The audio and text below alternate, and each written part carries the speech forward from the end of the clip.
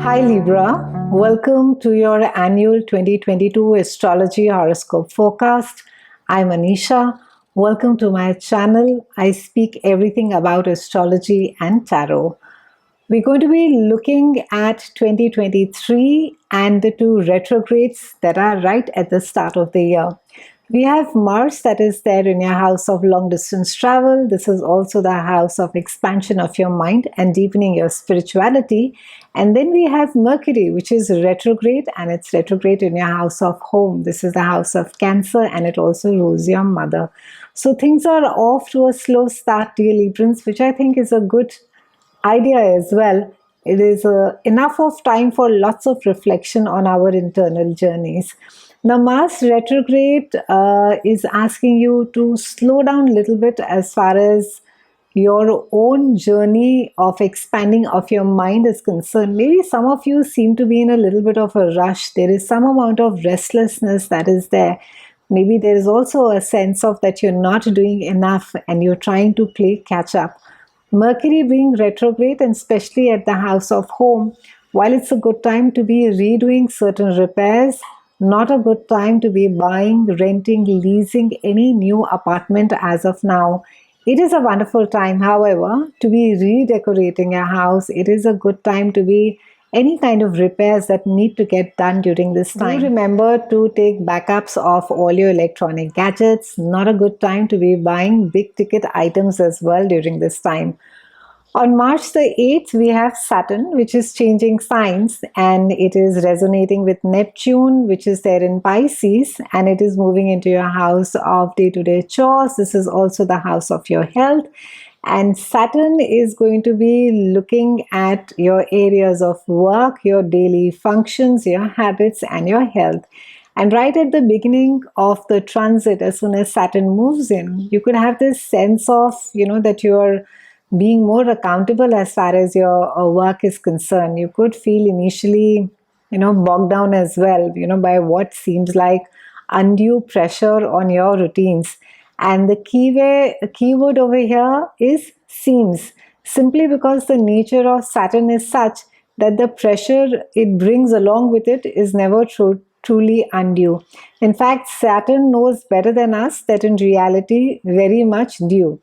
Because the things that we have previously disregarded or neglected as far as our work is concerned, as far as our health or our day-to-day chores or maybe our own personal discipline is concerned, that is going to be coming up for inspection for you, Librans.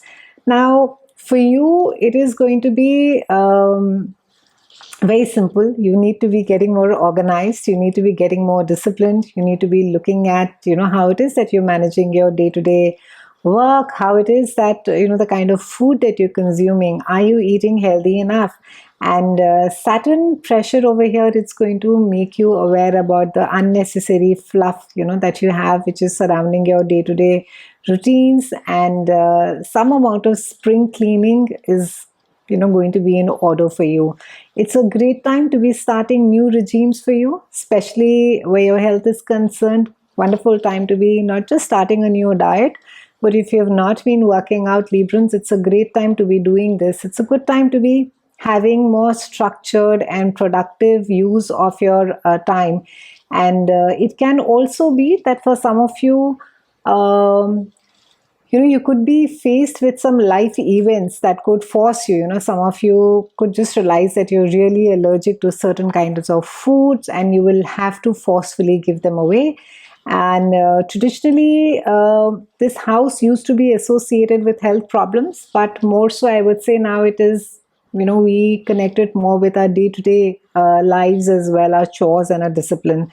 And I think the important thing is to watch out for your habits, for your routines, and learn to be more productive, more healthier, and more definitely more focused. On March the 23rd, we have the planetary aspect, which is the most talked about of the decade, that is Pluto changing signs. And Pluto has been there in your house of home, Librans, for the last 20 odd years. And now it is moving out of Capricorn, it is moving into Aquarius, and it is also moving into your house of love, romance, creativity, and children. So for those of you who have children, you will find that your relationship with your children could change. You are entering a new phase with them, which anything and everything that you do during these 20 years could have a profound effect on them later on. So it's a because Pluto is going to be digging out everything that is there, deep underneath your feelings, your psychology, or everything, that the way that you were brought up, your fears, your desires, your demons, everything is going to be coming up for struggle. But this specific house of love, romance, and creativity, and children, is going to be bringing about power struggles with your children. And it could be some amount of tense episodes over there, especially if you force them to change or they pressurize you to change. So it's very important to take care of their health, Librans, during this time. Regarding as far as love is concerned, it could be that some of you, again, depending as to how the planets are aspected in your chart, you could be quite fascinated by somebody whom you know is not at all suitable to you, but you could just subconsciously feel quite attracted to this person. And for those of you who are in committed relationship, you could find yourself that you're being quite intense during this time, and you could undergo a lot of transformation, Librans, during this time. And they do say that relationships that go through great problems during the Pluto transit and they manage to survive it, they last forever. So try and control your emotions, Librans. I am going to be doing a separate video on how to survive Pluto in different houses, and I'm also doing a small series of Pluto on my Instagram feed as well. I go by the same handle, Tarot by Anisha. You could check these out over there as well. But after I'm done with the annual videos, I do intend to do a series of Pluto effect on our specific houses as well. So you could watch those as well. But the important thing is that try and control your emotions as much as possible, and not give a free rein, to your desire to express yourself at the expense of others.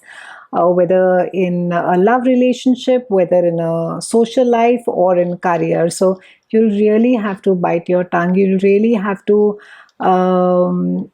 think before you speak, and the impact that you could have on others. So it is it can also be that if Pluto, again, if it is not placed well, if it's aspected badly, there can be some losses for you, which can either they can be through speculation, or they can also be where your relationships get really suffer during this time. June the 7th, Pluto will briefly again roll back into your house of home, and it will give it one last look whether it has taught you the lessons, and especially this has to do with your own relationship with your mother, your home, your foundation, your roots, and what it is that to expect ahead. And April 20th, we have a solar eclipse that is there, which is there in your house of it is there in your house of business partnerships and marriage, and it is resonating with Jupiter. So a lovely aspect over here. You could find yourself in April, either some of you are getting married if you're in a deeply committed relationship. Some of you could find that you're starting a new chapter with your partner. Some of you may find a perfect business partner, and you could be starting a business venture with this person. On May the 5th, we have a lunar eclipse, which is there in your house of behind the scenes. And this speaks about something coming to an end as far as your whether your own emotional journey is concerned. Maybe you're putting to rest finally if there have been some psychological issues or fears or concerns, then that sort of gets arrested during this time.